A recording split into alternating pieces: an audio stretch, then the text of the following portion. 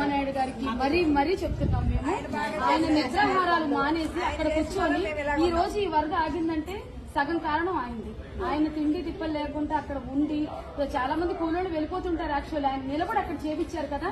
ఈ రోజు మేము ఇళ్లలో అన్నం తింటున్నామంటే ఆయన చలవ కూడా ఉంది. అది చాలా టైం సార్కి మటుకు రామానాయుడు గారికి ప్లస్ మాకు హెల్ప్ చేసిన ప్రతి ఒక్కరికి మనస్ఫూర్తిగా మేము థ్యాంక్స్ చెప్తున్నాం. దాతలకు కూడా. రామానాయుడు గారు ఎక్కడున్నా కూడా ప్రజల మనిషేనండి. అవును మేడం, అది మటుకు కరెక్ట్. రామానాయుడు సరే, నిమ్మల రామానాయుడు గారికి మేము అందరం ప్రత్యేకంగా చెప్తున్నాం సార్కి. తప్పకుండా మేము చెప్పామని కూడా మీరు సార్కి చెప్పండి, చెప్తాము మా తరఫున కూడా.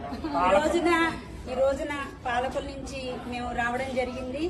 ఈ నిమ్మల రామానాయుడు గారి నాయకత్వంలో ఆయన పనితీరు గాని ఈరోజు సింగనగర్ మరి వరద బాధితులు అందరూ కూడా రామానాయుడు గారికి ప్రత్యేక అభినందనలు తెలియజేయమంటున్నారు. ఎందువల్లంటే బుడమేరు వాగు పొంగిన దగ్గర నుంచి తన ఇంట్లో కష్టం వచ్చినంత రీతిగా బాధపడుతూ ప్రతి ప్రజల కష్టం ఎంతవరకు పాలకొల్లు నియోజకవర్గ ఎమ్మెల్యేగా పాలకొల్లు ప్రజల కష్టాన్ని చూసిన రామానాయుడు గారు ఈ రోజు రాష్ట్ర జలవనరుల శాఖ మంత్రిగా అయిన తర్వాత రాష్ట్రం అంతా కూడా నిమ్మల రామానాయుడు గారి కేసు చూస్తోంది. ఎందువల్లంటే కష్టం వచ్చిన చోట నాయకుడు ఏ విధంగా పనిచేస్తాడు అనంటే ఒక పక్కన బుడమేరు గండ్లు పూడ్చివేత గాని, ఈ గండ్లు పూడిస్తేనే ఇంకొకరికి ఈ విపత్తు రాకుండా ఉంటుంది, భవిష్యత్తులో కూడా పునరావృతం కాకుండా ఉంటుంది. అదేవిధంగా ప్రకాశం బ్యారేజీకి సంబంధించిన మరమ్మతులు చేయడంలో కూడా చాలా నిపుణులతోటి చర్చించి వాటికి సంబంధించిన తగు జాగ్రత్తలు తీసుకుంటూ నిద్రాహారాలు మాని ఈ వరద ప్రభావంలో మరి ఇటువంటి పెను తుఫాన్లో కూడా ఆయన పనిచేయడం అనేది ఒక నాయకుడిగా,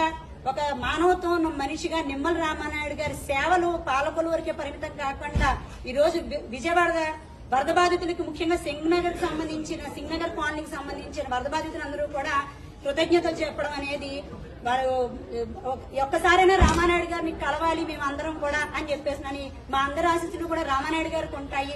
అదేవిధంగా చంద్రబాబు నాయుడు గారు మా అందరికీ కూడా ప్రభుత్వ పరంగా ఎన్నో జాగ్రత్తలు చేశారు. మా అందరికి ఆహార పొట్లాలు అందించారు, జాగ్రత్తలు తీసుకున్నారు. ప్రభుత్వానికి కూడా ధన్యవాదాలు తెలియజేస్తున్నాం అని చెప్పేసి అన్నారు. త్వరగా ఈ బాధితులందరూ కూడా కోలుకోవాలని, ఈ విజయవాడ కోలుకోవాలని మేము అందరం కూడా ఆశిస్తున్నాం. ధన్యవాదాలు.